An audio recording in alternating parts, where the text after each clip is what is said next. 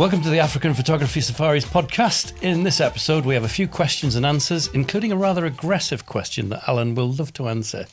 We're going to continue with the video techniques series we started in episode 14, so if you missed that, it'd be worth popping back to have a look at that first. I'll continue with where I left off with that. Also, we're going to talk about some gear. No, we're not going to go all Elon Musk and break out a blunt on the pod, but we'll chat about some new gear we've been using, not that sort of gear. We know some people find gear talk very interesting and others find it very dry, but ultimately it's important and we'll try to make it a bit less dry, damp, even moist.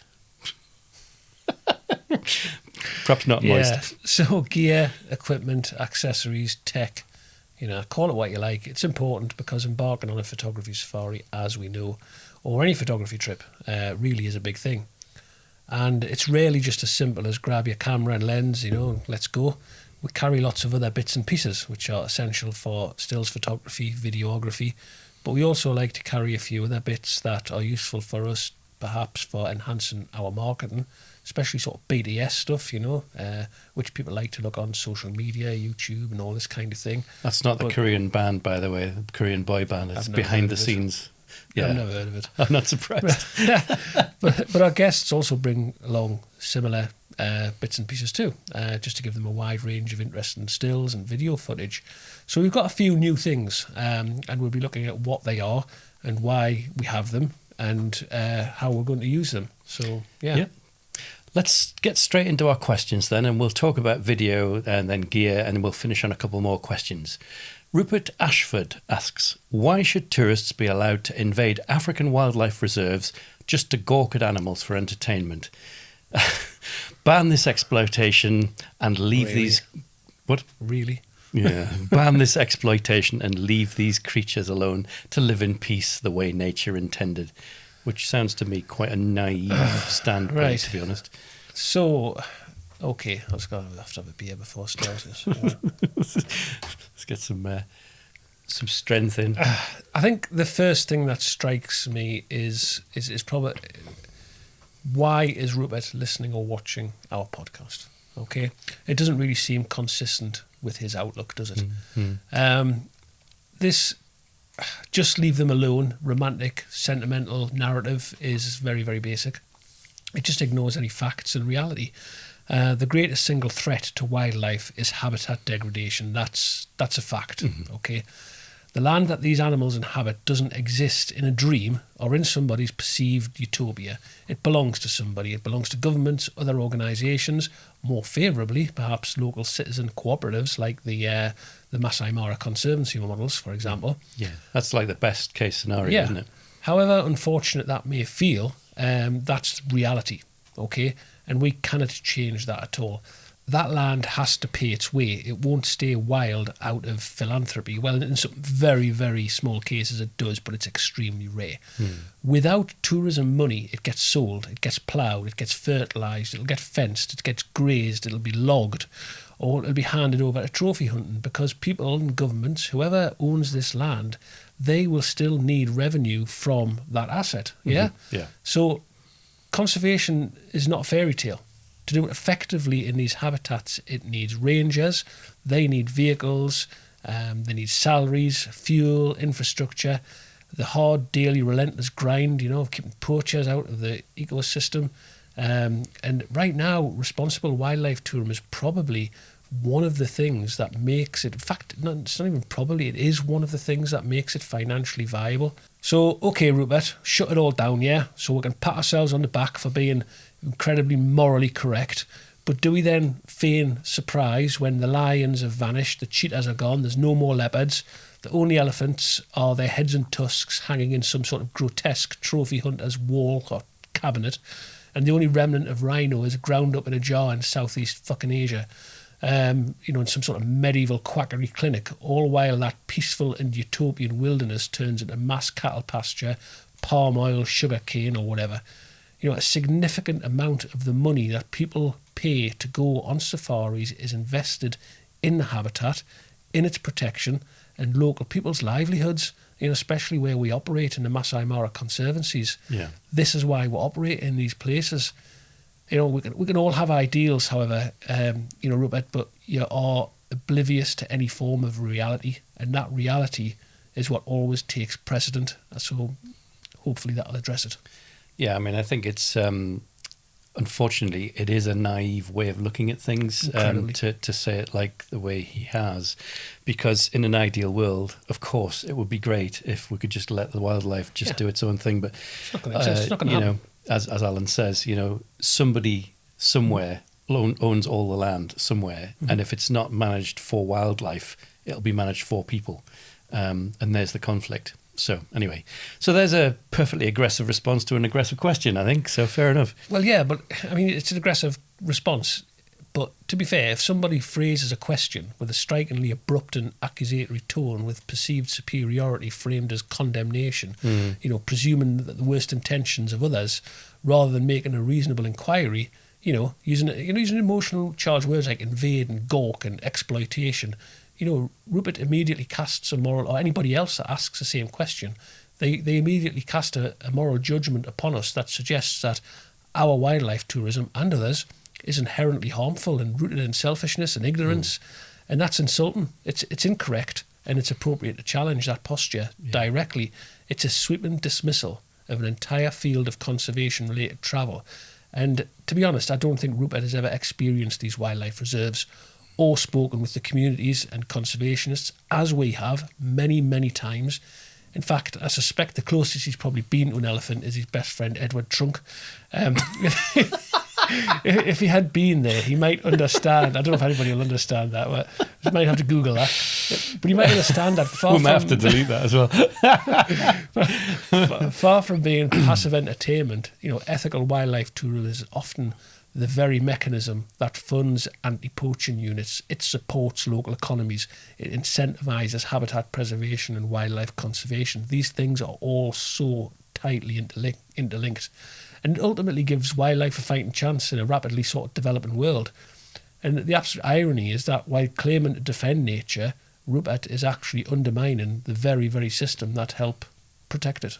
Yeah. By coming up with such a stupid attitude question.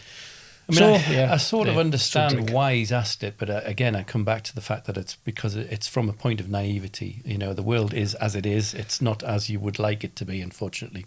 It's a mixture of naivety and stupidity. Sorry, Rupert. Well, sorry, I'm not sorry, actually. Okay. Well, I think we need some more fortitude to actually continue I've run out of me pint there, so I'm going to have to drink this. Cheers. Cheers. Cheers, Rupert, for asking a stupid question. Just to expand on that point and what happens to the land if it isn't conserved, we used to stay on the edge of the Masai Mara Conservancy called Anankishu. It was the most recently created conservancy in the area, and the reason it was created, well, one of the reasons, was that before the conservancy, it was actually a huge bean farm, a monoculture. So this sort of farming is crap for the wildlife, even if beans are an important crop, which is fair enough, beans, Well, yeah. Now, the conservancy protects the wildlife now. The land is returned to a diverse ecosystem, and the landowners get paid by tourism to effectively not be there to plant beans. It's a win-win for all sides, and if the tourism doesn't exist, none of that would have happened, and the wildlife would have been much worse off for it. It wouldn't have had a place to exist. It wouldn't have had a corridor to go from one place to another. It wouldn't have been protected, and it would just be a monoculture is awful for wildlife. Absolutely, Terrible.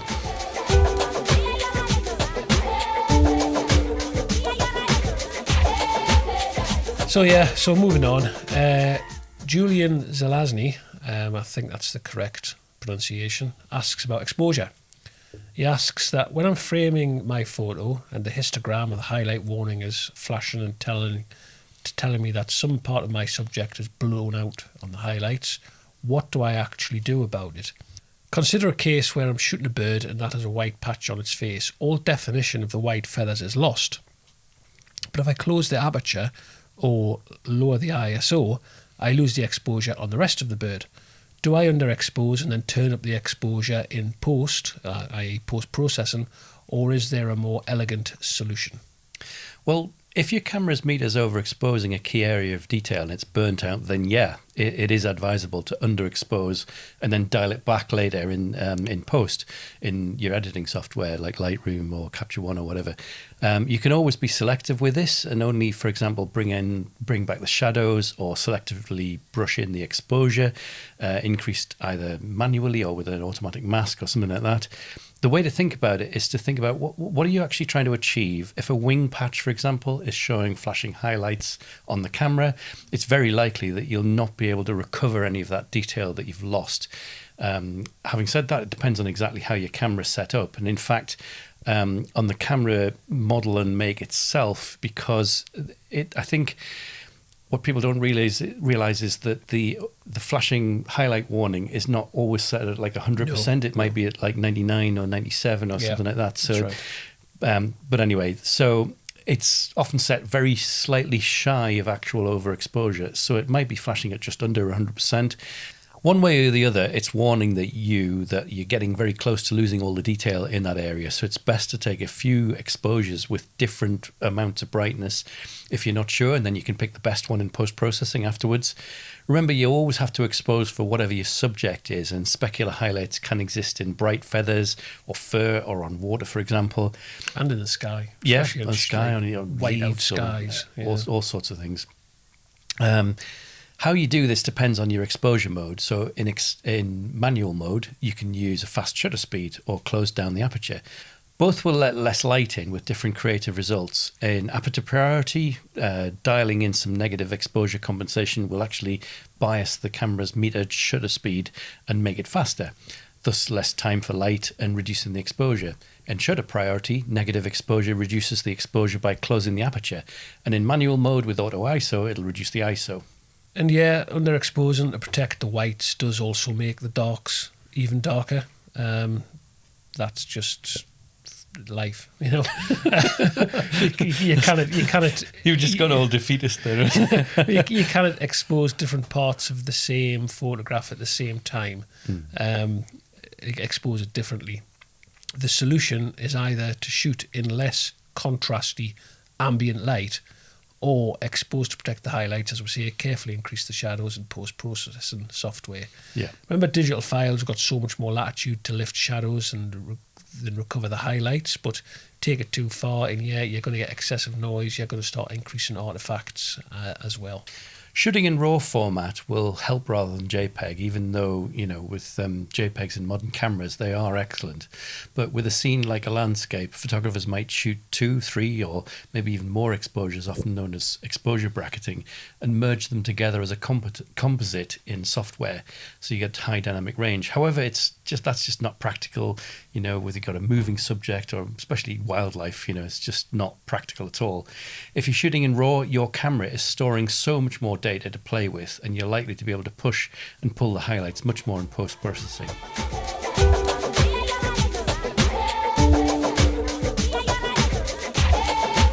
Julian also asked us about using polarizers in wildlife photography. Short answer is sometimes, but it's not as straightforward as it perhaps is with landscapes.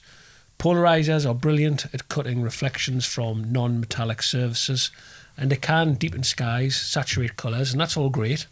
But like most things in photography, there's always a trade-off, isn't there? And with polarizers, typically that trade-off is you're going to lose 1 to 2 stops of light. You're also going to introduce a little bit of softness unless you've got a very, very good quality polarizer. Yeah. As we know, light is often precious in wildlife photography, especially at dawn or dusk.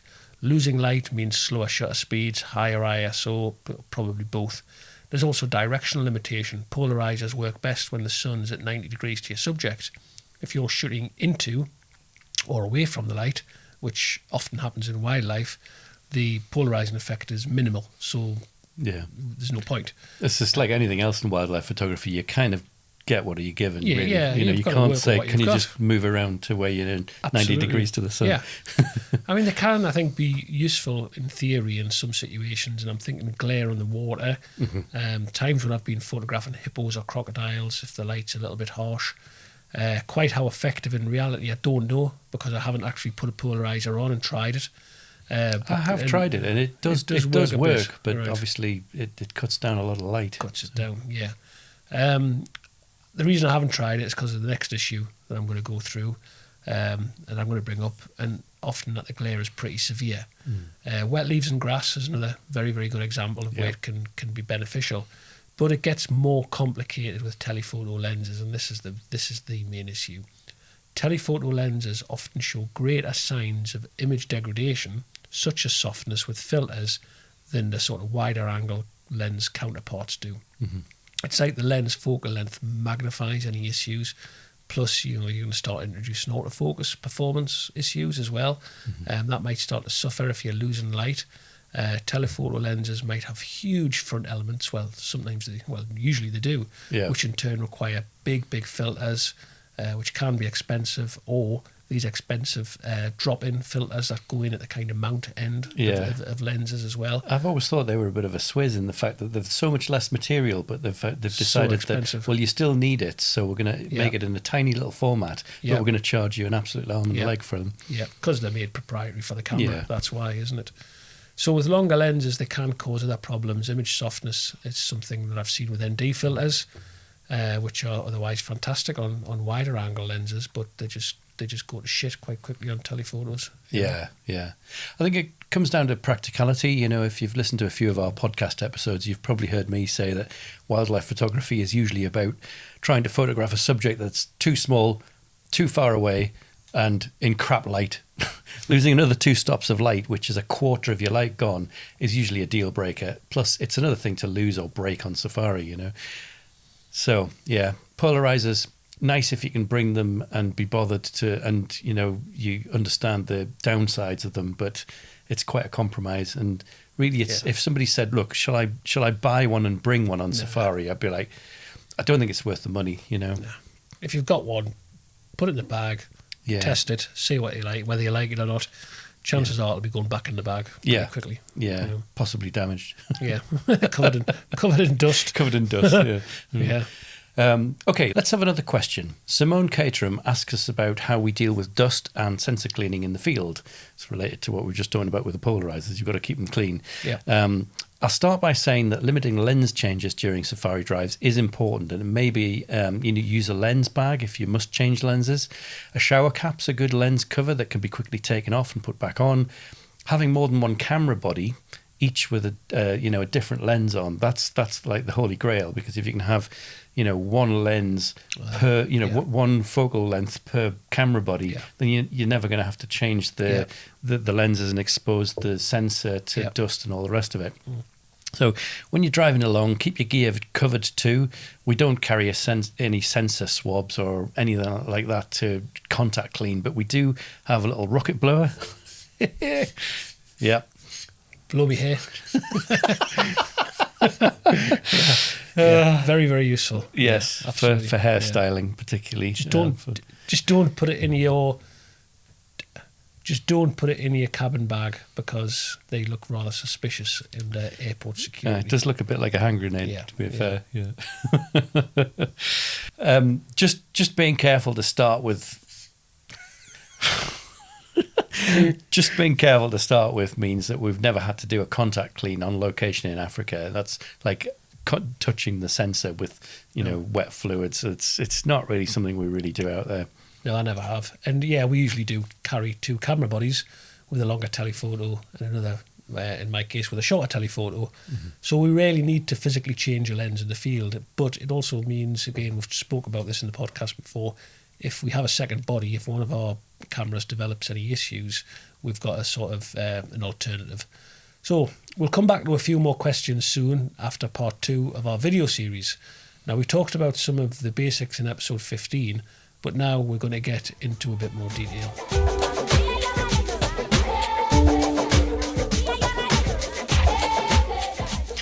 So part 2 on video, well, I've actually managed to sort of persuade Alan to do quite a lot of video, because we ended up doing a project together which needed Alan to understand about video, so I've kind of dragged him through the hedge screaming backwards. He's doing well. So part 2 on video, following on from episode 14, where we talked about the mindset and the planning approach for wildlife filmmaking. So now let's talk about, some settings that you might want to use in video with wildlife, how to set your camera up before you start shooting. I've mentioned this before, but photographers, you have an advantage of well, I hope you do anyway, of how light works in a camera, shutter speed, aperture, ISO, exposure, compensation, framing, focus, and so on. All this knowledge will give you a head start on somebody picking up a camera that doesn't have this understanding. However, as I'll explain, some of the things that you're used to setting up in stills cameras are approached a little bit different in filmmaking. Essentially, the technology is still the same, but you just have to think about it very slightly differently. So let's start with shutter speed. In photography, you use the shutter speed to allow or limit the amount of light that gets into the sensor by controlling how long the light falls onto it. Alan is definitely nodding off. That was a beer. It wasn't anything else. Nodding beer. You've put me off now. So if you use a fast shutter speed to freeze action in stills photography, for example, shutter speed's usually more of a set it and forget it thing in filmmaking. In fact, if you use too fast a shutter speed with filmmaking, it can look really unnatural. So you can, of course, get creative and break the rules, as we all should, but as a great starting point, there's a really useful rule of thumb that you use a shutter speed that is double the frame rate. So what I mean by that is if your camera is shooting 25 frames a second for video, that's 25 still frames that are being put together in one sequence that makes a film, that makes a video, the shutter speed for 25 frames a second would be a 50th. So 50 being twice 25. It makes more sense if you're actually just fiddling about with your camera. You say, well, okay, so I've got 25 frames a second. It's a 50th. So if you're shooting slow-mo at 100 frames a second, you'd want 1/200th of a second shutter speed. So it's like twice. I think it's one over twice. It's useful, I think, at this point to sort of discuss why that is the case. So if you're shooting at 25 frames a second and you're in bright light and you've got, 500th of a second shutter speed, what's going to happen? Well, it actually can cause a few problems because it can mean that there's too much light. So you actually often have to crank the ISO down, which means that you have to compensate. Yeah. So there's a peculiar thing with filmmaking, and often where we're talking about, there's always a thing that's too small, too far away, and in shit light. Filmmaking can have the advantage that you actually need generally. It's a bit of a quirk of filming that you need a lower shutter speed than you might for still photography, especially with subject movement. But the opposite is also true in that you have to compensate for overexposure as well, because you get into a position where you've got relatively low shutter speeds which let a lot of light in. So you have to compensate for that. But what happens is you get that sort of very if your shutter speed's too fast, you get that very sort of jaggedy, jerky feeling that the frames don't blend together smoothly as they do with a 50th of a second. That blur that would be sort of unforgivable in stills photography actually works nicely for the flow of film footage, doesn't it? Yeah, because you're going from one frame to the next. And I think this idea of this rule of thumb, it is only it's a starting point, and it tends to be a really good place to start for natural looking filmmaking. It's not always what you should choose, but it's if you're just not sure, start there. Due to the double frame rate shutter speed rule I've just mentioned, filmmaking can often use a lower shutter speed than stills photography to its advantage, which is what I was just explaining, which means you're actually letting more light in than you would with shooting stills. It's a kind of a weird sort of quirk of filmmaking that, helps with that small, far away thing in shit light. It helps with the shit light thing, maybe not the other two. We might as well cover frame rate now, because as soon as I've mentioned it in the context of setting the shutter speed, the frame rate is how many still images a camera takes per second to piece together and create the illusion of a moving picture. Remember, it is actually individual still images which are then put together. I mean, it's kind of how our eyes work, really. I don't know what shutter speed our eyes or frame rate our eyes work at. But wouldn't like to hazard a guess, to be honest. Anyway, so In the UK, Europe and Australia and Japan and various parts of Africa and other places around the world, 25 frames a second is the norm. In America, however, the standard is 24 frames a second. Well, kind of not 24, it's kind of 23.976, although sometimes it is 24 and sometimes it's 29.97. It's complicated. It's not worth going into the details here. Just be aware that there are different frame rates and that really the main thing is to just choose one and stick to it. If you were shooting for TV or movie theaters, you'd be basically told what the target was and you'd have to stick to that. But we're not really doing that here. That's not what we're talking about, so don't worry about it too much. Also, with the advent of the internet and streaming sites like YouTube and all the various forms of social media, frame rates have got really mixed up and you can more or less upload any frame rate you like to these services within reason. I wouldn't recommend like 1 frame a second, like that would be a bit shit, but No. But you could technically load it, 100 frames a second if your monitor could cope with that. Or your camera. Camera, yeah. So just to confuse matters further, some phones have the option to shoot with variable frame rates, which means that one of the ways they compensate for large file sizes and different shooting conditions is that throughout the clip, they actually vary the frame rate. I don't know how they do that. Well, I understand how technically they do it, but, in terms of the output file, it's a kind of a bit confusing as to what that means, when you're trying to edit it. Mm-hmm. Anyway, all these different frame rates can cause difficulties in synchronization when you're editing the clips in a video editor, like Premiere Pro, Final Cut, or my favorite, DaVinci Resolve. In fact, I've tried the other two and went through those, and DaVinci Resolve is, for me, by far the best. And in fact, it has a free version as well, which is pretty amazing. It's fun. Well, that's I use the free version, exclusively use the free version because I'm tight. Well, no, it does what I needed to do. I don't think I have.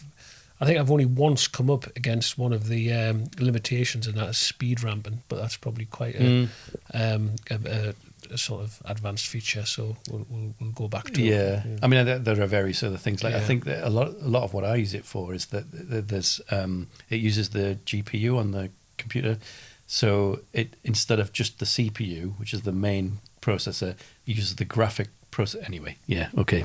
Maybe we'll cover that another time. I could just see you drifting off a bit there again. So the best thing to do is choose a frame rate and stick to it for all of the clips if possible.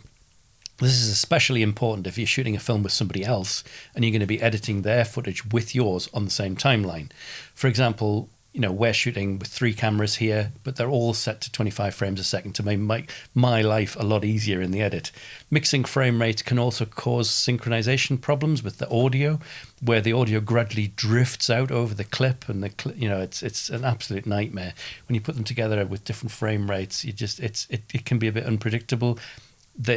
The software tries to interpolate things, but often things go wrong with that. Essentially, what you're introducing by adding these inconsistencies is a lot of extra editing time that doesn't need to be done if you just get it set up correctly and consistently across all of the cameras involved to start with. I think one of the classic things is that you see people where they've put something on social media, for example, and the audio gradually drifts out of phase, and it's just like, well, that's really odd. You see the lip sync going out over time, and that's one of the things that can happen. So I mentioned slow-mo earlier, and this is where you deliberately shoot at a fast frame rate in order to slow that down later on a timeline in the editor. So common slow-mo frame rates are like 50 frames a second, 60, 100 or 120 frames a second. But you can get specialist cameras that shoot thousands or even hundreds of thousands of frames a second, millions even. In fact, there's a scientific camera that can shoot 156.3 trillion frames a second. Oh, yeah, I've got one. Have you? Can I borrow it? I've got 2. We'll take it on Safari. Imagine how big that would be. Imagine. It's on here. You imagine slowing that down on the timeline. It's just like you've got a bird taken off, and it's like you've got about 17 years of footage once it's slowed down. Mad, isn't it? So let's pick a fast frame rate for an example. So say 50 frames a second. You can slow that down by half on a 25 frames a second timeline. The timeline is where you're editing in the software. So you say, I want 25 frames a second, on the timeline. But if you're shooting in 50 frames a second, you've got twice as many frames available to you, which means you can slow that down and still get smooth footage. With 100 frames a second, you can slow it down to a quarter of that speed on the timeline, and with higher ones, you can go even more. Lovely slow motion. It's even 60 frames a second. Is 50 or 60 nice. Gives a really nice sort of. It's a fine line between boring and interesting, isn't it? Well, I think when the footage comes out. I think that's more about sort of clip choice. So if you just say, subject? "Wow, look at this amazing shot that I took at slow motion," and you just do all 10 minutes of it, it's like if it's an elephant walking along, then it doesn't need slow-mo. No, but if it's a lion slow-mo. Yawning or a bird taking off or something, then it looks very engaging. It looks more interesting to be able to slow it down. Yeah, definitely. And the reason I mentioned the word smooth is that you need the frames there in the first place in order to slow the footage down. If you've been shooting in 25 frames a second and you slow that clip down on a 25 frames a second timeline, you get a jumpy look because the frames in between they don't exist. You've slowed it down, so there weren't enough frames for you to do that, and it'll just look horrible.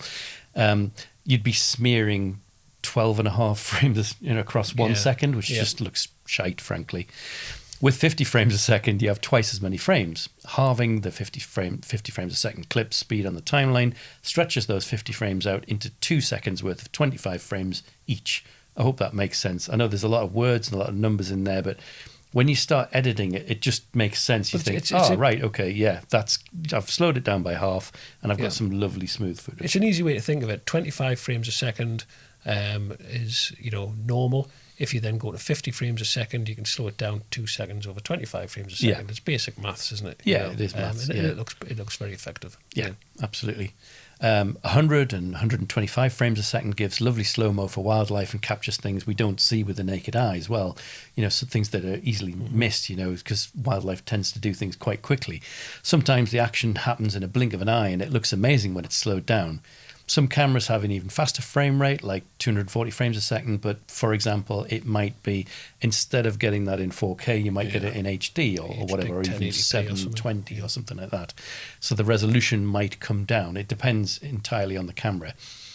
Yeah. Also, going back to shutter speed, you have to consider that the shutter speed needs to be twice the frame rate, as we were talking about before in the rule of thumb. So slow-mo needs more light because the shutter speeds are faster than normal, which means it's letting less light in order to fulfill that sort of the correct look, if you like. It's the same principle of stills photography. Same exposure principle. Yeah. And another consequence of that is shooting in high frame rate is you might fill your cards up a lot more because there are it's basic maths. You're shooting more frames onto your card, and you're going to fill up twice or 4 times or more. And you're running an increased risk of your camera starting to overheat. Because your camera is processing more information, more data. It's harder work. It's constantly working. So your camera's going to start overheating. Yeah, that very much depends on the camera as well. Yeah. Oh yeah, so 100%. What you tend to find is that the cameras that are dedicated to filmmaking tend to have fans in them, whereas the smaller mirrorless cameras that we tend to use on Safari don't have those fans inbuilt. They rely on passive cooling. Yeah. And if you're really cranking up the frame rate for a long time, it's usually fine for little clips.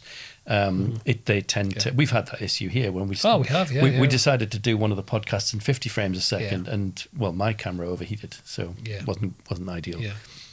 The last thing I'll mention today is aperture, often called iris in filmmaking, but really since the advent of digital SLRs and mirrorless cameras, people just usually call it aperture now because, that's what it is. Just like with stills, having a wide aperture lets more light fall onto the sensor, and using a small aperture, a smaller hole for the light to enter, it darkens the image. So it's a way of adjusting the exposure. In fact, historically, this is the main way filmmakers would adjust the exposure of the shot, because it's usually advisable to fix the shutter speed, and you've got the frame rate, which is then dictating what the shutter speed is. So that's not a thing you can really play with. So effectively, your camera is shooting in the equivalent of shutter priority mode. Well, it's actually shutter priority, because you're fixing the shutter, and then you say, well, the only other control I've got is aperture. That's not quite true. Having mentioned that, the shutter speed and the frame rate are things that you generally want to fix and forget. Aperture is something you can play with creatively, not only to change the exposure. It has to, the shutter speed has to be consistent. Yeah. You can change the aperture, but you have to be aware that can make your image darker or lighter as well. Yeah. So, but as well, creatively, if you're shooting a scene, you want consistency across takes. Yes. So the aperture needs an element of consistency as well. It does, and I think that's something I'll maybe come back to next time, because there are other factors that you can use to change, like ND filters. Sometimes like electronic, ND, which is like the FX9, the on the 2-shot that we're shooting, that has a thing where it automatically changes the ND, and there's ISO and other controls like exposure compensation. I'll go into more detail with that next time. But sort of the traditional way of controlling how much exposure there was just aperture without those other controls. Yeah. So next time I'll also cover things like resolution and codecs, and I think the mention of the word codec at this point means that's probably enough for this episode. Anyway, I hate the sort of codec. All it's too that technical. Stuff. It's just I think there's an element. It's of necessary, but it's very I do see the necessity. It's not dry. It's not really a creative control, and that's where I think sometimes you just think, oh God, this is boring, but it's important to know. It's important, but it's unfortunately it's where it becomes too technical. Yeah. But it's relevant. It is relevant. I'll talk about it next time. Yeah. Right, that's enough for this episode on video, so let's talk about gear. Yeah.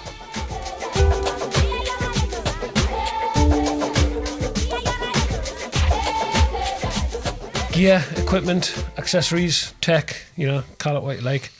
It's important because embarking on a photography safari or any photography trip is a big thing, and it's rarely just as simple as go and grab your camera, grab your lens, and let's go, let's be away. We carry lots of other bits and pieces which are essential for our stills photography, if we're doing video as well. But we also like to carry a few other bits and pieces that are useful for enhancing our marketing as a business, especially BTS, which people like to look on our social media. Korean boy band. We've never heard of, unsurprisingly. Our guests also bring similar bits and pieces too, just to give them a wide range of interesting video footage. So, Kaleel, from your perspective, what is new? So, I should have prepared this, shouldn't I? You really? should have, yeah. So, Smallrig batteries. So, we've briefly mentioned this in episode 4. Smallrig and one or two other companies, Newer, I think. Newer, I don't know. Is it anywhere? I don't know. It's Newer. Is it here? No, it's Newer. Newer. So anybody who doesn't understand Geordie will be baffled by what we've just Probably, done. yeah. Anyway, they've come up with a splendid idea of not having to have a charger for your batteries. That's right, you just stick a USB-C cable directly into the battery. I can't for the life of me think why somebody hasn't done this before, but anyway, it's such a simple idea. It's probably something that's USB-C enabled, that USB-C has enabled that fast charging technology. Maybe, and I guess that's, part of this sort of idea of, I think it was the EU that started saying that there needs to be standardization with USB-C.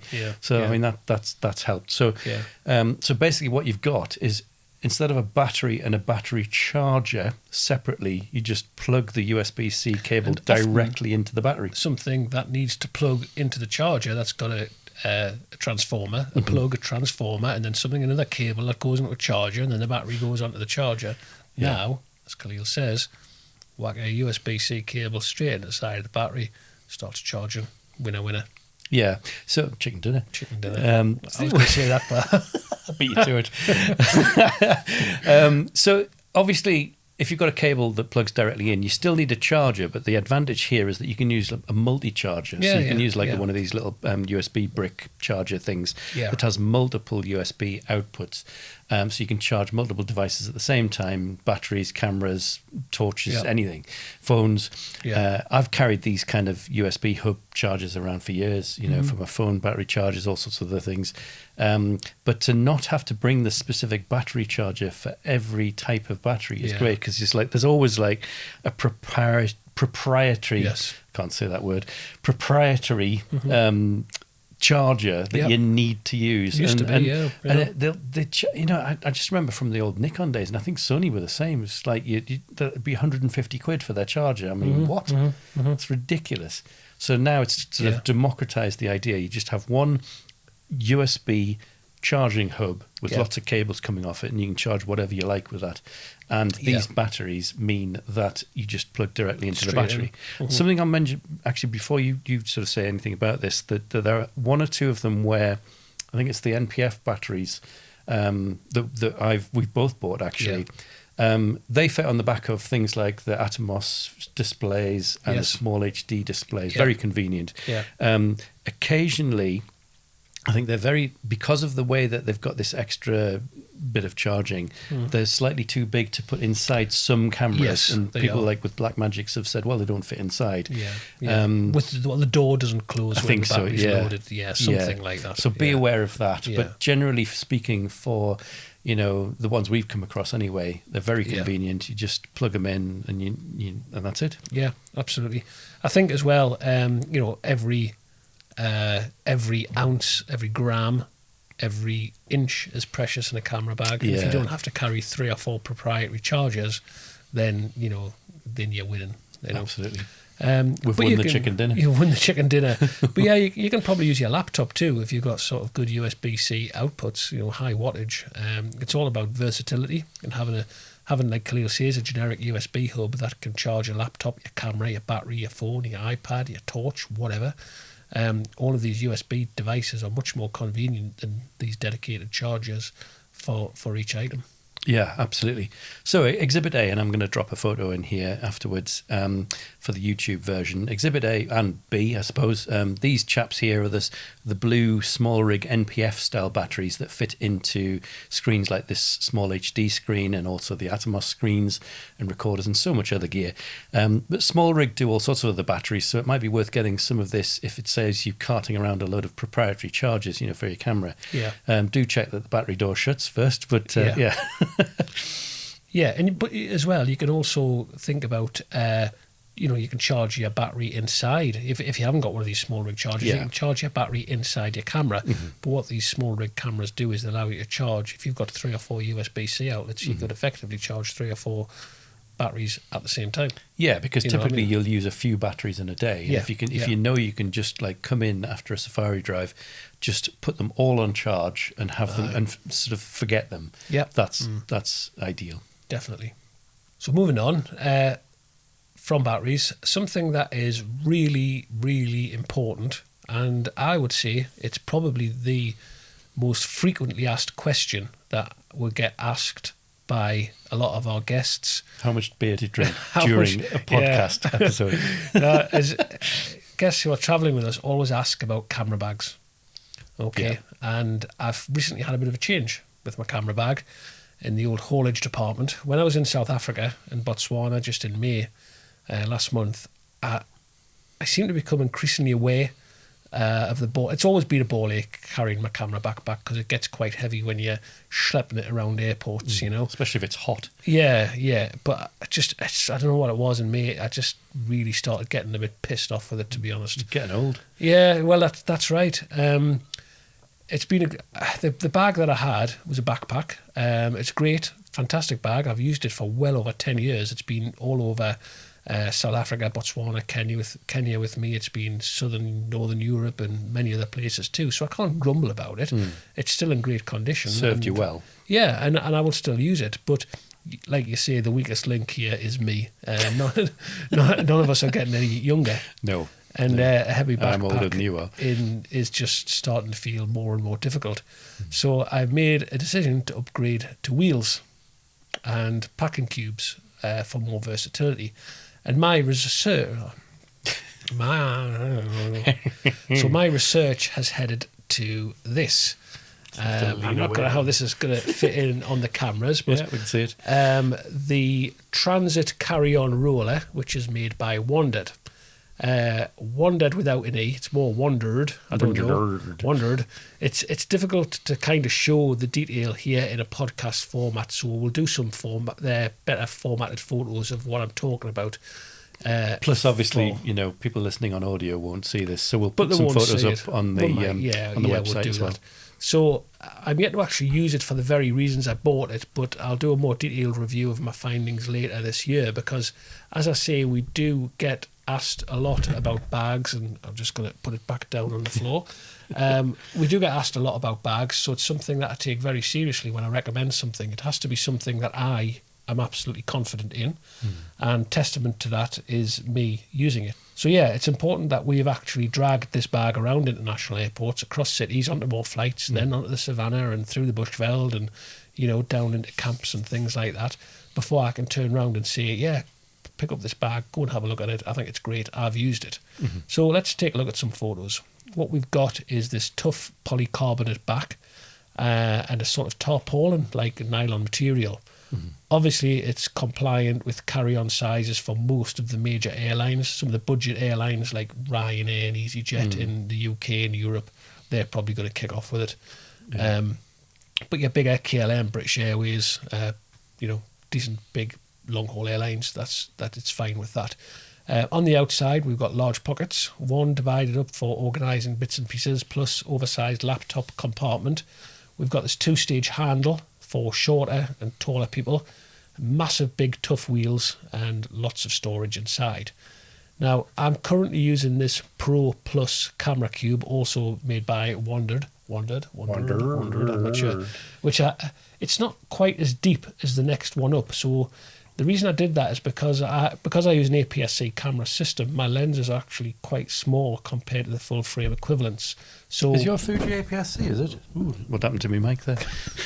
What the hell? Yeah, the GFX isn't, but right. the X mount is. Mike had brewer's droop there. Yeah. Lucky Mike. My mate Mike, hang on, I'll correct that. Yeah, so where were we?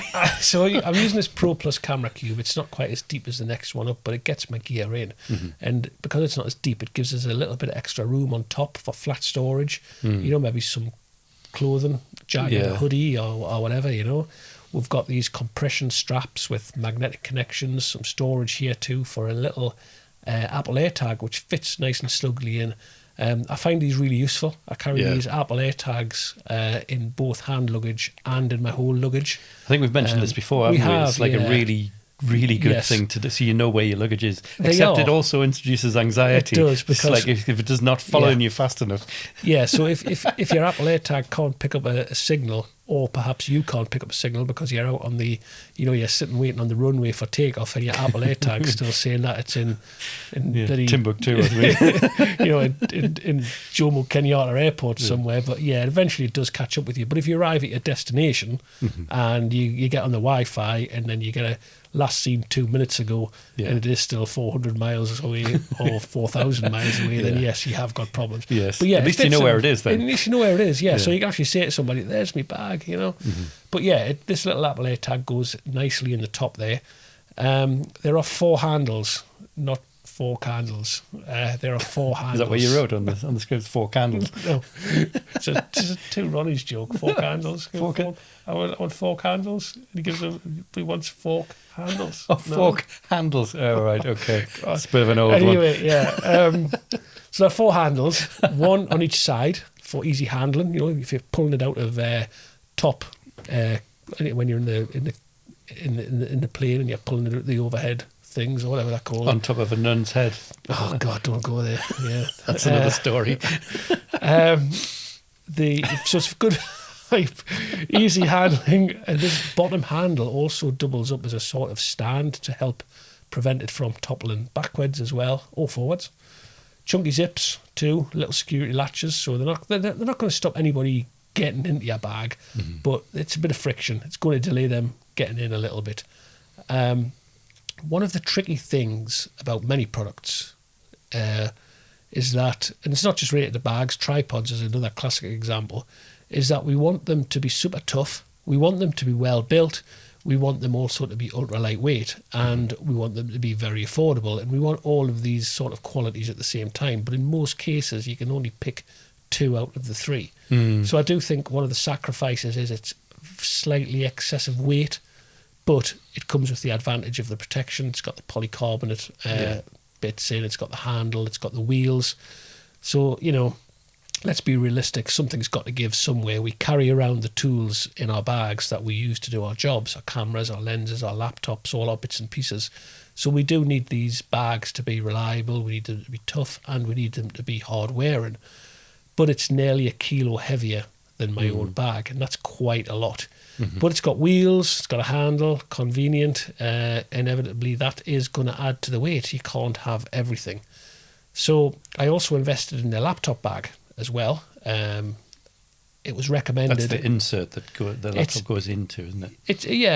You don't have to have it, and you can use the laptop bag independently of the bag. It's just made by the same company. It's made of the same sort of material, but it was recommended in the review that the extra padding just makes it a little bit safer for your laptop.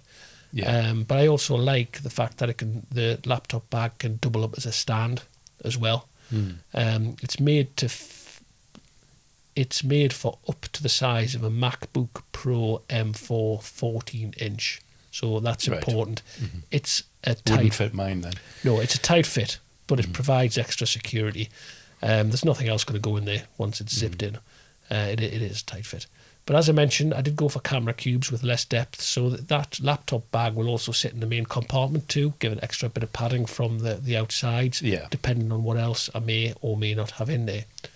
So the question is it going to do the job? Well, we'll find out over the next few weeks. Yeah, just see how it goes and we'll report back, once you've dragged it through a few airports. And that will be happening. Yeah. I mean, camera bag choice is always a tricky one. I've always ended up with I haven't always, because I used to have quite a heavy bag, but I've ended up with a super lightweight wheeled IT case.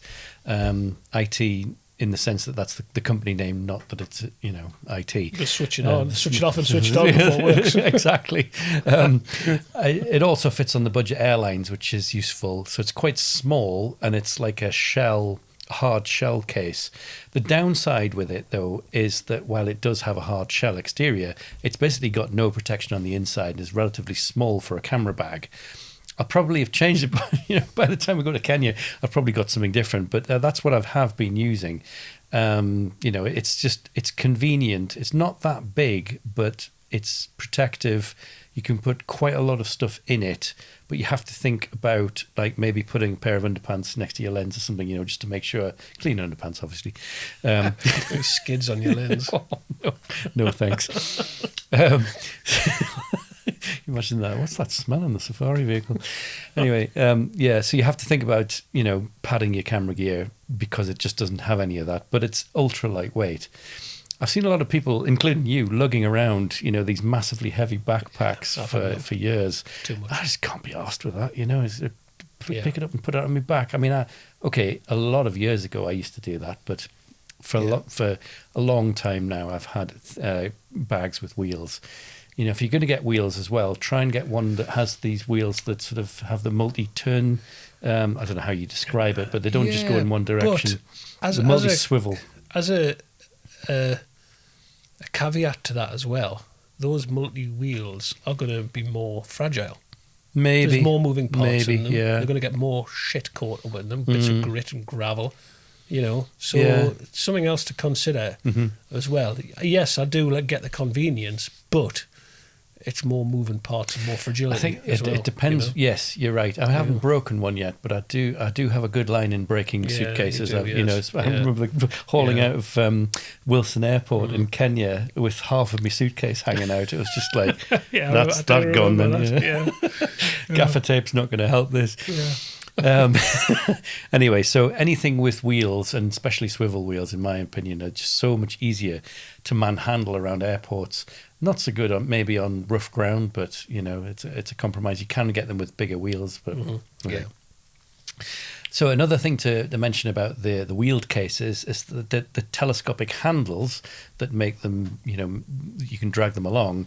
They take up a certain amount of space in the case too, in the back of the space. Just consideration. It's just, you have to just think about that. You're losing a little bit. I don't think that's a deal breaker for me. Everything's a trade-off. It is. If you want convenience, you've got to trade. Something has to trade off for that convenience. If you just want to carry it in your hand, then it's fine, but it's going to become a heavy load. Everything in photography, including bags, tripods, exposure Everything trades off somewhere. It does, yeah.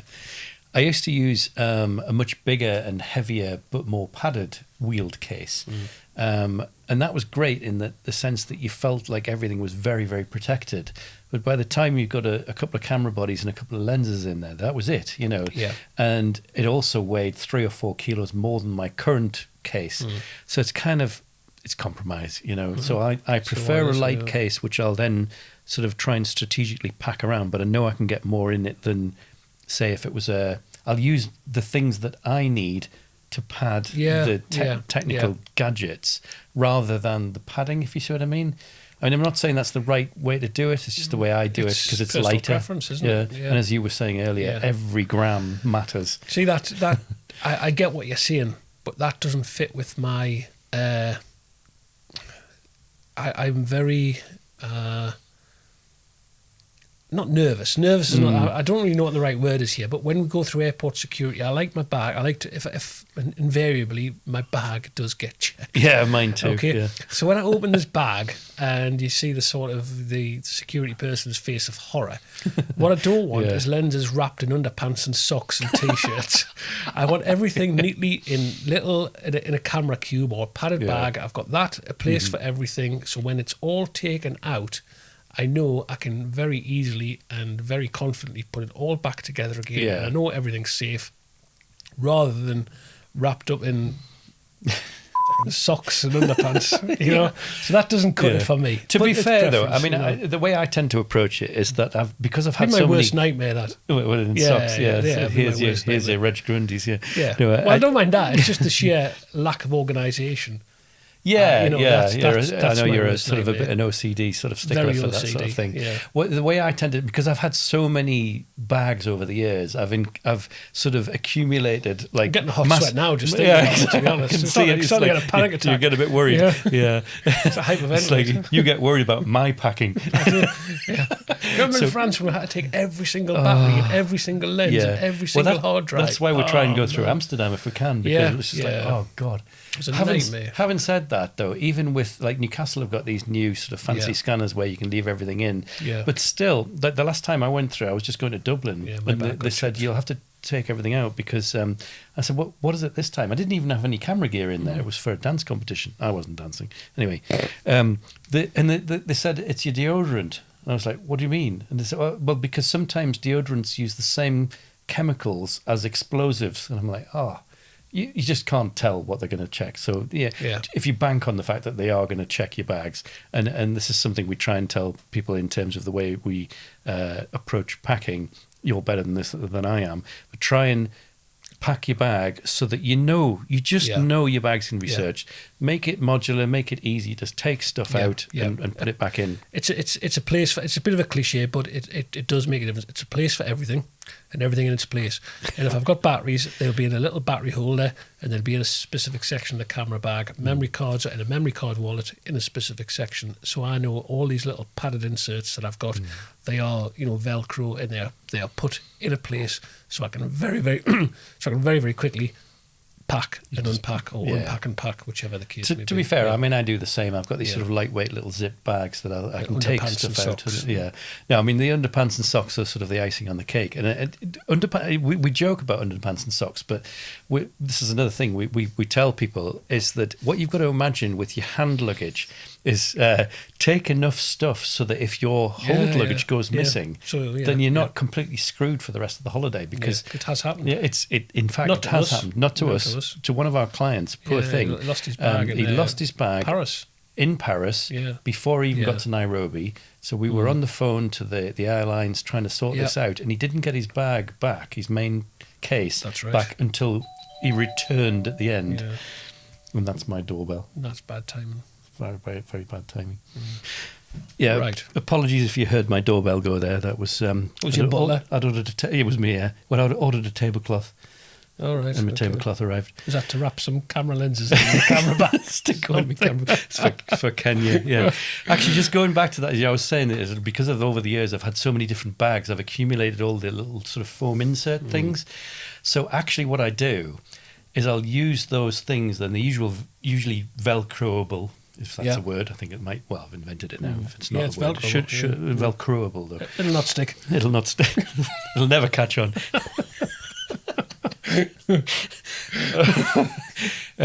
But the nice thing about that is that because I've got so many different sort of sizes and lengths and things of these padding things that I can put them together. So I make these sort of makeshift bag. Yeah, exactly. Yeah. So you've got a very nice, neat one, and I've just got this sort of patchwork of bollocks, basically. Yeah. No, that's fair enough. And if it works, well, whatever works. Yeah, whatever works. And they're usually really lightweight rather than... Yeah. And I think that's what I was getting about with my old roller bag, is that everything was just like, it was really, really solid. It was all built in, and it was just like over-engineered, you know, and by the time you put all your stuff in, it was overweight for hand luggage. Right. Okay, so more new gear. As we know, a lot goes on through the night. Now, I don't mean car keys in a bowl or anything like that. Okay. Wild dogging. Yeah, wild. I can imagine wild dogging. Yeah, I don't mean anything like that. I'm talking about animals. There aren't many trips go by where we don't experience a significant animal encounter, which we don't see, but we can hear through the night. So in Kenya, at Matikoko, we had the Lemmic lions in camp. Not to derail you. You're doing a good job. Yeah. So in Kenya, in Matikoko, we had that Lemmic lions in camp early one morning when they hunted a giraffe. That was amazing. We actually spoke about that in our first episode of the podcast. In Botswana. That's just like, is that the Spanish part of Botswana? I was reading Cirolo and Botswana at the same time. So in Botswana, at Cirolo, I've heard lions creeping around outside my lodge. And we've had elephants very close in between the guests' tents and the lodges. Same in Tanzania. Just back in May there, in Botswana, I was in this tiny little two-man dome tent because the guests had the posh lodges. And I had a few lionesses and cubs literally resting outside and touching the canvas of my tent one night. Cloth. I bet you were touching cloth. Yeah. So I decided to buy this. It's a little Trailcam. And it's night vision and all that kind of thing. It's made by a company called Guard Pro. It's not an expensive model. I think I paid 50 quid for it, which is pretty good Geordie value, really, isn't it? Geordie value. Sort of the TK Maxx of the Trailcam world. I don't know, but I don't really know enough about them to invest more than what I did. So 50 quid, pretty reasonable. It takes SD cards. You can time it to be active at certain hours. It connects using Wi-Fi to my phone, so it's got this little aerial on the top, which creates its own sort of ad hoc Wi-Fi network. And I can connect that to the Guard Pro app, so I can also see what is happening. It's got quite a significant lag on it, but it doesn't really matter. Not for what you're using it for. No, of course not. It's recording the SD card anyway. So I used it in Botswana. Unfortunately, on the night, the lions were chilling at my tent. I hadn't actually activated it. I'd probably had too many beers and too many glasses of wine. Totally forgot about it. It was actually physically switched off, so even the timer didn't engage, and I couldn't engage it via Wi-Fi. But I did set it away when we had elephants coming to the watering holes at Mojave. Surprisingly, it has very, very good sound. I was quite surprised, actually. When you played me the footage, I was just like, you can hear them slurping and everything. The sound is actually so much better than the visual, you know? It was, It's not about 4K cinematic footage or true colour or anything like that. I just want to see what's happening, you know, and have a little bit of nerdy footage for my YouTube channel. You know, I could, of course, leave it out somewhere away from camp, disguise it, scent with some elephant dung or something like that. Or something, but you know, I want to actually use it. I know there's animals out there, and what I want to actually see is what's going on in and around us. It's that curiosity thing. In the camp. So we'll be coming back and forth again with me from July to Botswana, to South Africa, to Kenya, to Zambia, see what's going on, see what's going bump in the night. And if I remember to put it on standby mode, so the timer and the movement detection actually triggers, we'll get some decent footage. But I have got some. It was good. It's worth packing. It's not big. It's not massive. It's not taking up a huge amount of room. Yeah, it's pretty. It's decent. Quite compact, actually. Yeah, definitely. Yeah. I was just thinking, it's usually me that goes bump in the night when I'm banging my fucking toe against the tent wall again when I'm going to the toilet. On trail cameras, I used to use them quite a lot to scope out forested areas for wildlife in the UK. They're really good for assessing like what's around, as Alan was explaining. The problem is in semi-urban areas or even rural areas is that they're quite vulnerable to thieves. I had mine nicked along with a camera on a trip, like a trip beam thing that I was using to photograph foxes at night. So I had the camera on a trip beam with one of these. Well, it was similar to one of these, but I also had a trail camera as well, watching the camera. And this was, I was trying to photograph foxes at night, but it was a bit stupid to leave them on the town moor in Newcastle, I suppose.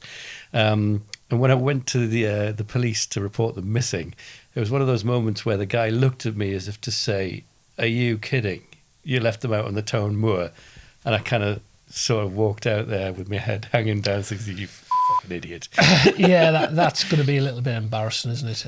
But at the end of the day, if you want to try and make a claim on your insurance, you've got to report it to the police. Yeah. You've got to have some sort of crime number. Yes. That said, it's probably a bit of an assumption that your insurance is actually going to cover it if you've left it out on the town moor overnight. And it didn't. And it didn't. That was the result. They didn't. didn't. They just sort of said, "Nah."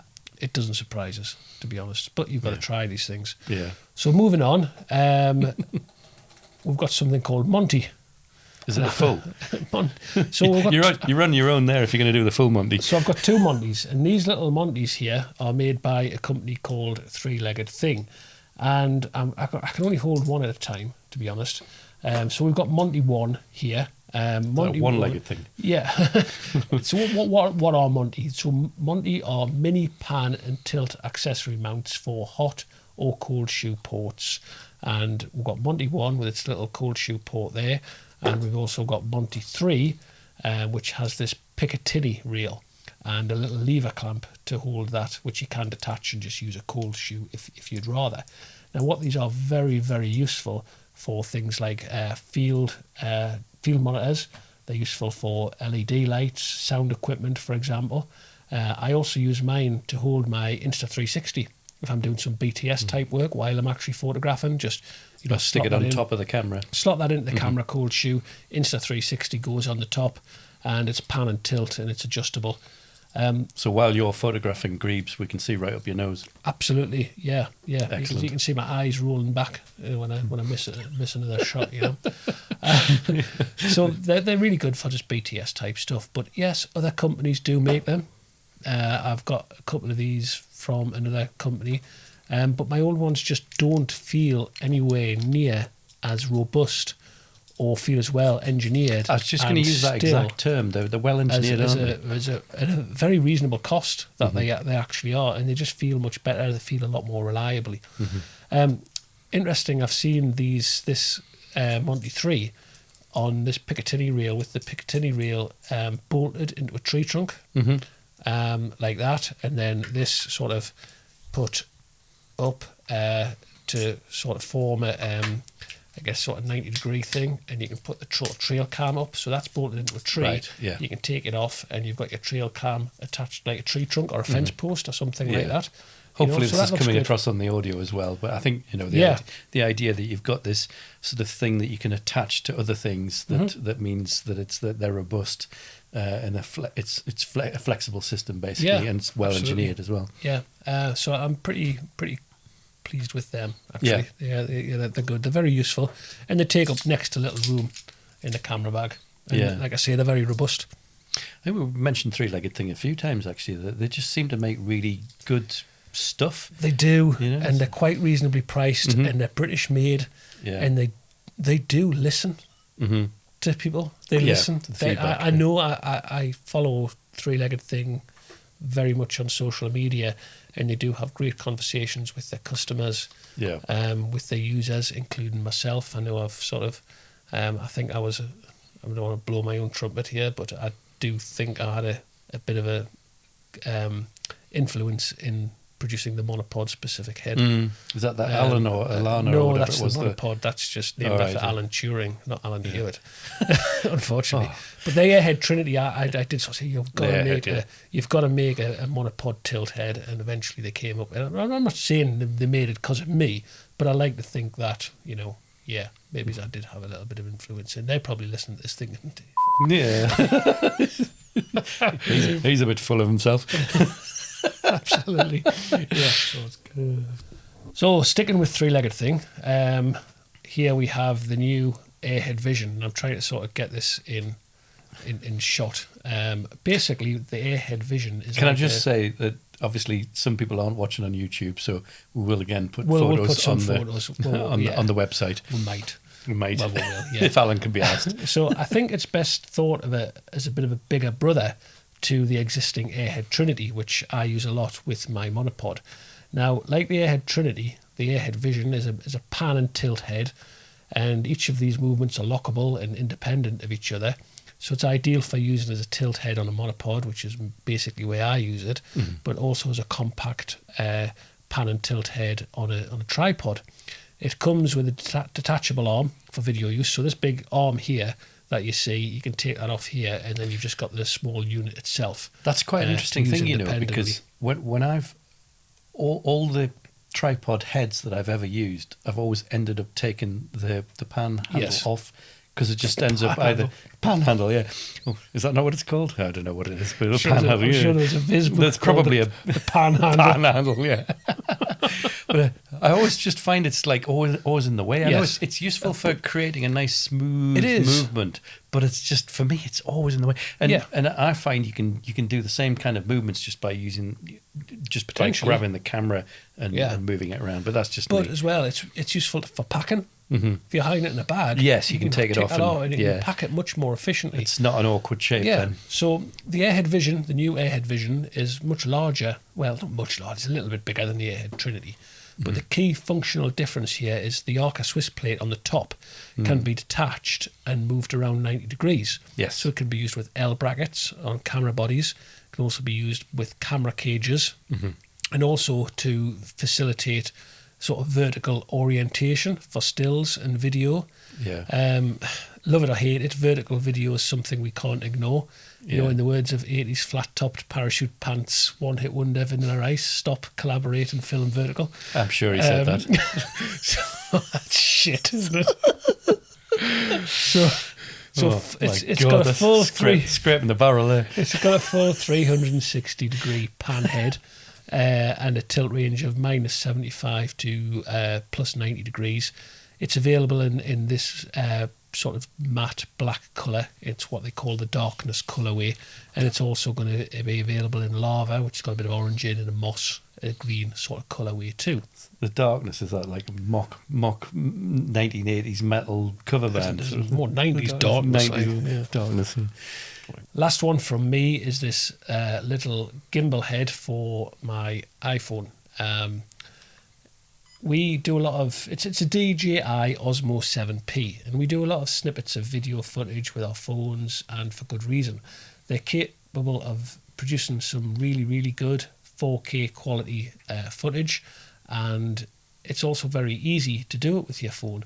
But where this footage often falls a bit flat, I think, is because the camera shake looks pretty poor. Yeah. So hopefully this sort of gimbal will help flatten that out and make it much sort of smoother footage.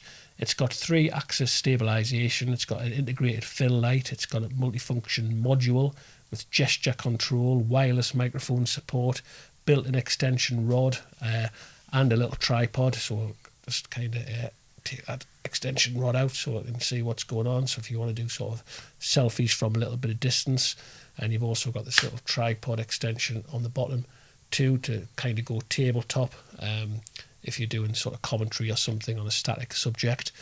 It's got a little bit of a dial for focus, zoom, lighting adjustments. It can also be used as a power bank for USB charging as well, which is fairly useful.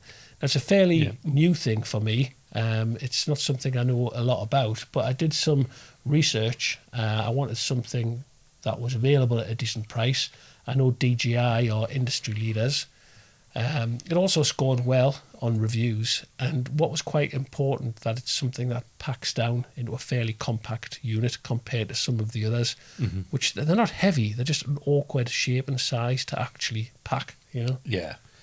I think, I mean, I've got the previous version of that. Yes. Is that the version 7, did you say? This is the 7P. 7, yeah.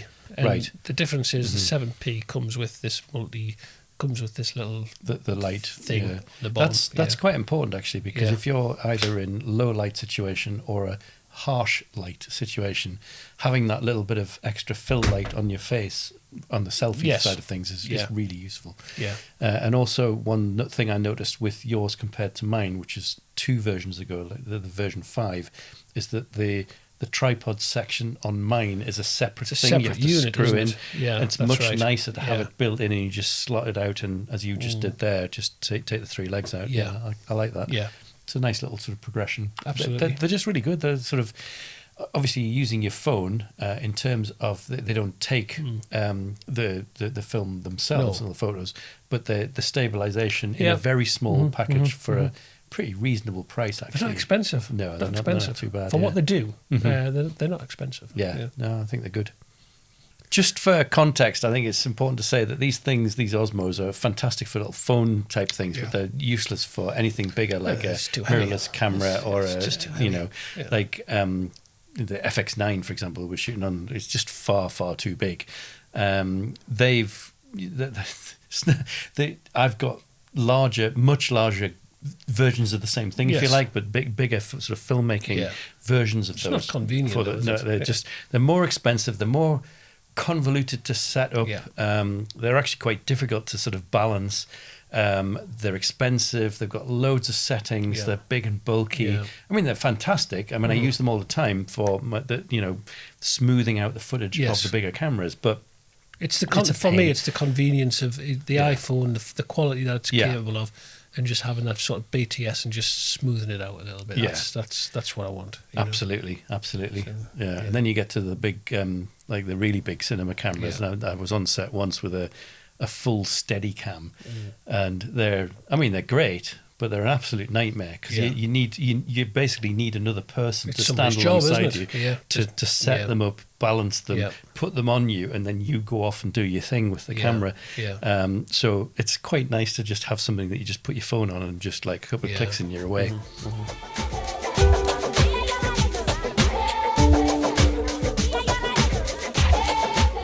Safari clothing. So Millie Thompson asks about appropriate and useful day-to-day clothing. And do we have to dress in beige and khaki? Now, I love this question because I really don't like the whole sort of out of Africa cosplay thing. Yeah. So no, you don't need to have to dress in beige, and no, you don't need to wear a belted tunic either. Or a pith helmet. A pithy helmet, yeah. However, there are good reasons to be careful and consider the clothing that you wear, and often the result is 50 Shades of National Geographic chic beige and khaki, to be fair. From an entirely practical point of view, I like to wear a pair of cargo pants with multiple pockets for bits and pieces. Then it's just a light T-shirt, sometimes long-sleeved if it's very, very warm, and on cooler mornings a fleece or a hoodie, maybe even both, and a woolly hat. Lots of people don't realise just that it can be rather cold first thing in the morning, and maybe doesn't warm up until nearer 10 a.m. if not a little bit later. Yeah, I think it depends where you are, but certainly in Kenya and Tanzania, for example, you're like up on the Rift Valley is raised up to like 1,500 meters of elevation at least, and it gets quite cold in the mornings and at nights as well, but then very hot in the daytimes. So layers are absolutely the key. I usually wear shorts and a polo top, because that's dad core.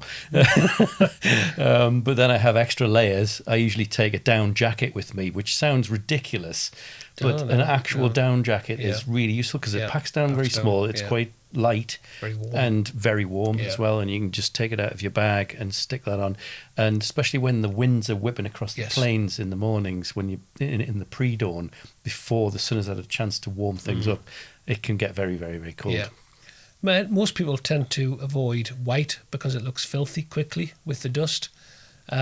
There's good reason to avoid dark blue and black because it has a bit of a habit of attracting, well, supposedly attracting tsetse flies. You really don't want a dose of African sleeping sickness from a bite from a tsetse fly.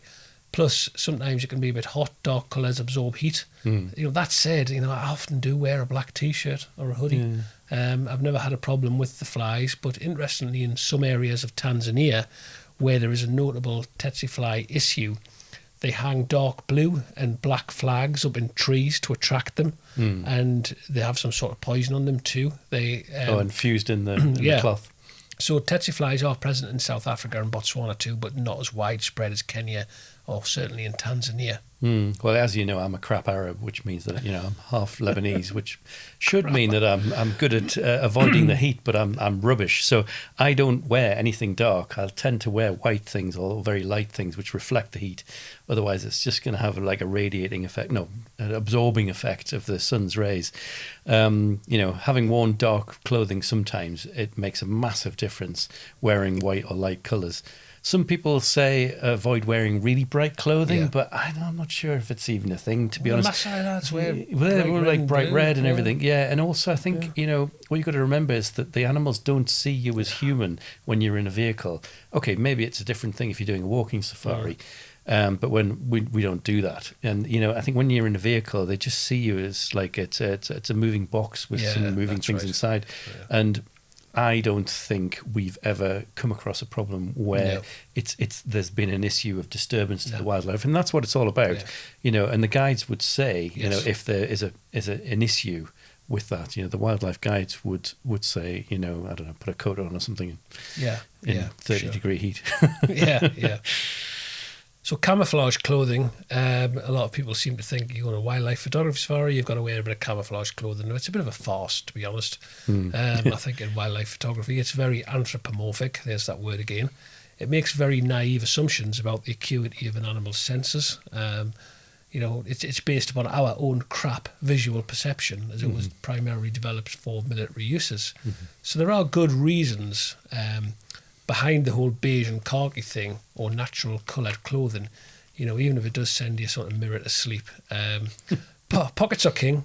You got your lens cap, batteries, memory cards, bottle opener. I don't like to carry my camera bag in a vehicle. I just tend to stuff my pockets full of shit. I dress in layers too, which you mentioned before, which you can add a discard, keeps you cooler. When it's hot, you can add the layer, take the layers away. And I always have a decent hat to keep the sun off my baldy bonds. Absolutely. And my neck too, Yeah, definitely a hat. I do tend to take a camera bag into the vehicle as well, but I know you prefer not to. But I like something with an easily opening top, where you can easily get things in and out quickly and keep the dust off them, and you can still keep them protected from, so I will take a bag in there, but it's usually a different one it won't be my full camera bag. It'd be like a fishing bag with some more of my underpants in or something. Probably fully it does. So you're not fiddling about with zips and pockets, unless you wear zips and pockets in your underpants, but that's entirely up to you. Goes for you. Yeah. So, throwing back to episode 7, we don't do the whole cliche formality thing either. So, forget formal wear for the dinner. That's just not in our itinerary. No, forget that sort of linen suit, silver service. It's beers and wine and gin and any other beverage we can find in the fridge or around the fridge, with plenty banter and laughs around the fire, I'm going to come this year, right? Okay, I'm not going to tell the guests, but I'm going to come in full white tie, top hat, tails, the lot. Can you imagine? You're just going to turn up, not say anything. Yeah. We should talk about footwear, actually. It's nice to have a pair of sliders or something around the lodge to, when you're going around the camp. But a pair of decent walking trainers, not necessarily boots, but walking trainers, are a really good idea when you're out and about in the evenings too. For me, I tried Crocs a few times, but those massive spikes from some of the plants that are around there just go straight through them. I like to wear Birkenstocks, which have they've got a sort of quite a hard sole to them, so the spikes can't go through, and you can easily stick your foot in and out of them. It's good for going up and down on the seats as well, because I don't like to stand on the seats with my trainers on. So if I can just quickly slip my feet out, stand on the seats, shoot through the roof, and then come back down again. That works once had a very large thorn go through the sole of my Crocs into my foot, when I was in Sabi Sands. That was a little bit painful. But there are risks in the dark about where you're putting your feet, and this is especially important in areas of Botswana and South Africa, I think, in the summer, when it's possible that there are going to be abundant scorpions around. So it's always good practice to check your shoes before you actually put your feet in them. Really good practice. The snakes as well. Yeah. I had a friend whose dad always used to blow in his trainers before he put his shoes on, even in the UK, because he'd been in places where there were scorpions, and that was always a way of working out whether they were in there. Yeah. So, John Baird also asks a great question about what has been your most technically challenging photograph that you've ever taken on safari. I think the example that immediately comes to mind is one of the Lemmick male lions when we were there just in September, at the back end of last year.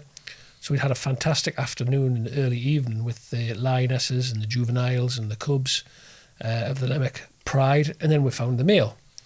But he was lying down in long grass. Was he lying down? Lying down. Just being a typical sort of lazy lion dickhead, like most male lions are. Yeah. Occasionally he looked up and we did get some shots, but because he was in a lot of grass, I went for a really sort of, a head-on portrait, really tight at 600mm.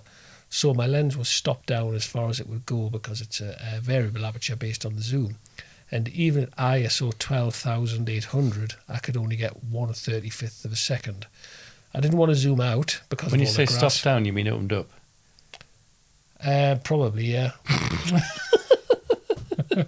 Well, no, it was opened up as far as it would go, but it was stopped down compared to a wider angle because I was zoomed in. Right, yeah. So kind of 50-50, yeah. But anyway, I could only get 35th of a second. I didn't want to zoom out, so I had to make do with that. Because I took a few shots on a fast frame rate and hoped for the best. Optical stability obviously helps a lot. I was also using my lovely super monopod, a three-legged thing, Alana. But ultimately, when we're maxed out like this, we have to rely on a bit of luck. And that luck is the animal movement. In a burst of frames, maybe about 12 or 13 shots, I had one where the lion actually remained perfectly still for that 35th of a second. And it cleaned up very nicely in capture one with the denoising. So it was challenging for reasons that we kind of touched on before. We have to deal with what we are given. When we're talking about the histograms and the light and things like that, we can't do anything about it. It's how we manage this situation. Sometimes you just got to go and look. I think for me, my answer is anything that's small, far away, and in shit light. I know I've said it before, but I mean that's just like that's wildlife photography, and you get what you're given, really. You do, and you've got to learn to work with what you've got. You can't really control it, and that's where sometimes the wheel comes off, or that's where the thought and the kind of adaptation of what you're going to do to get around it comes in. Yeah, I mean, but there's not much you can do. Sometimes the technology is just not enough to sort of carry on, and then sometimes it's quite nice to just. We've been there when it's got really, really dark and just watched what's going on, and it's quite pleasant actually. Yeah. It's like probably what a normal safari is like. Open a beer, watch, chill. Yeah, that's it. Yeah. So that's it. Thank you for the questions. I do hope our answers and opinions are useful. Apart from Rupert's question. Remember, we are booking for our Lemmick Conservancy Masai Mara Safaris in March and August 2026. You can find details on our website at africanphotographysafaris.com. So, good night, good day, good evening, good afternoon, good morning, cheers, whatever. Whatever. Do you know what I haven't done? Haven't done the drinks yet, the beers. So quick mention again for Volt, which we had last time. What's the other one? The Pale Ale. It was the Ilkley Pale. Ilkley Brewery Pale Ale. We'll be necking that as well. That was very nice. And an honourable mention goes to, I know it's not a beer, but it's it's the Kenyan coffee beans, which I've been having every morning from Marks and Spencer's, which are very, very nice. I would imagine it's quite jammy and sweet with hints of blackcurrant and rhubarb. It's funny you should say that. Yeah, that's what it says. I don't notice any of that. It's just nice coffee. Nice coffee. So you can also catch us on the socials, Instagram, Facebook, TikTok, YouTube, or just email us on info@africanphotographysafaris.com. And with that, we'll sign off. We'll see you in the next episode. We're off to the pub. To the pub. Trot.